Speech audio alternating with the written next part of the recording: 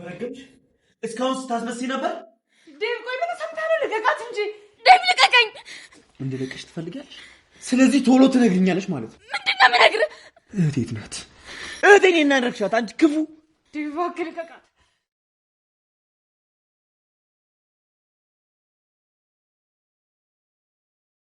ቢጋፈጠው ይሻላል። ሁሉም ነገር ቢገዜው ቢያደርገው ይሻላል።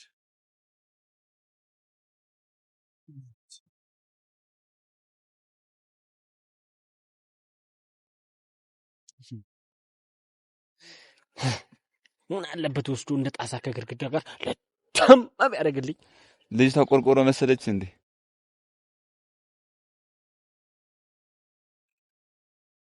ኬኳ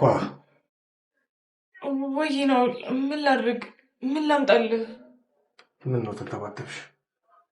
እንግዲህ ሰዎች ዛሬ እንዳያችሁት ነው አደይ ድራማ በጣም የሚገርም ሆኗል። እንግዲህ እነ ኪንጎ አደይ ላይ ፍቅር ላይ ጥቆማ አድርሰዋል። እኔ እሷን እጠረጥራለሁ፣ እሷን ነው የምጠረጥረው። ከዚህ በፊትም አደይን ስናግታት የእሷ እጅ አለበት። ስለዚህ አሁንም የልጁ መታገት መጥፋት ላይ የፍቅር እጅ ይኖራል ብለው ለዴቭ ነግረውታል። ዴቭ ደግሞ በቃ እሳት ለብሶ እሳቱ ጎርሶ ነው ወደ ቤት ሄደው። በቃ ልክ እንደገባ ፍቅርን ሶፋ ላይ ነው ያገኛት። በእጁ አንገቷን ነው በቃ ሲጣርጎ ያዛት። ሲጣርጎ ነው ያነቃት፣ አንቋት ነው ያዛት እና ፍቅር ልቀቀኝ ዴቭ ልቀቀኝ ብላ ስትጨው ስትጨነቅ ነበር። ብቻ አደይ ደግሞ ከኋላ ለማገላገል እየጣረች ነበር። ነገር ግን ዴቭ ምንም ሊለቃት አልቻለም። አንቆ ነው የያዛት። አንቺ ሴጣን እህቴን ምንድን ነው ያደረግሻት? የት ነው ያደረሻት? ሲላት ነበር። እስቲ በቀጣይ ምን ይፈጠራል? በቀጣይ ምን ይፈጠራል? ግምቶቻቸውን፣ ሀሳብ አስተያየቶቻቸውን ስጡኝ። እንግዲህ ዛሬ ዴቭ ሁሉም ሰዎች የልጁን መጥፋት አውቀዋል። በዚህም ጉዳይ ደግሞ ዴቭ ተናዶ ቀጥታ ኪንጎ ጋር ነበር ሄዶ ቀጥታ ዳይመንድን አንገቱን ያነቀው እና ሲያስጨንቀው ነበር።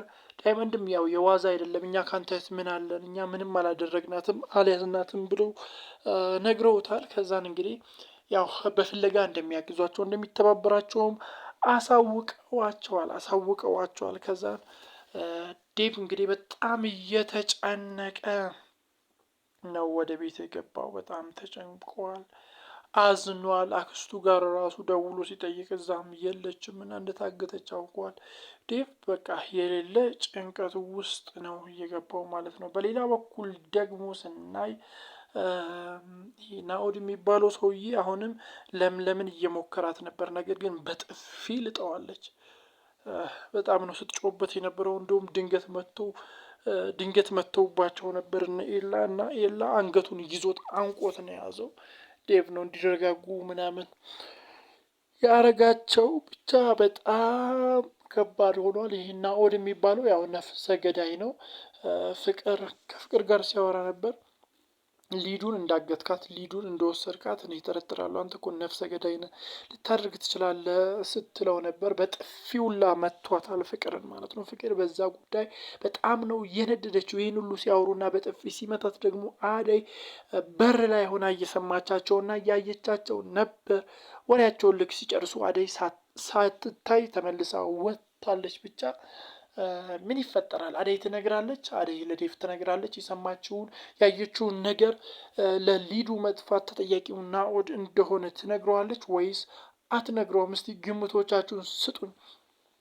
በሌላ በኩል ደግሞ ያው ቤዛ ታውቃለች፣ ናኦድ ሊዱን እንዳገታት ታውቃለች። እንደውም ልታስፈራራው ሞክራ ነበር። ነገር ግን ናኦድ የሚፈራ አይነት ሰው አይደለም። ከፍተኛ በጣም የሚያስጠላ አይነት ሰው ነው፣ ነፍሰ ገዳይ አይነት ሰው ነው እና ምንም ሊፈራት አልቻለም። እንደውም ተንፍሽ ብትይ ተንፋሽን ማቋርጥልሽ ሲላት ነበር። ነገር ግን በቃ ጥቀመኝ አይነት ላይ ተስማምተዋል፣ ተግባብተዋል። አብረው ሊሰሩ ተስማምተዋል። ብቻ እሷ አትናገርም። አሁን ያለችው ተስፋ አደይ ብቻ ናት። አደይ ለዴቭ መንገር አለበት የናኦድ እጅ እንዳለበት፣ ናኦድ እንደወሰዳት የግዴታ ልትነግረው ይገባል ለዴቭ። ያኔ ችግሮቹ ይፈታሉ ብዬ አስባለሁ። እንግዲህ በቀጣይ ምን ይፈጠራል? ሊዱ ውስጥ ትገኛለች ወይስ አትገኝም? አደይስ ለዴቭ ትነግረዋለች ወይስ አትነግረውም? የሚለው በጣም አነጋጋሪ ነው። ለዚህ ቻናል አዲስ ከሆናችሁ ሰብስክራይብ በማድረግ የደወል ምልክቷን መጫን እንዳይዘነጋ ባይ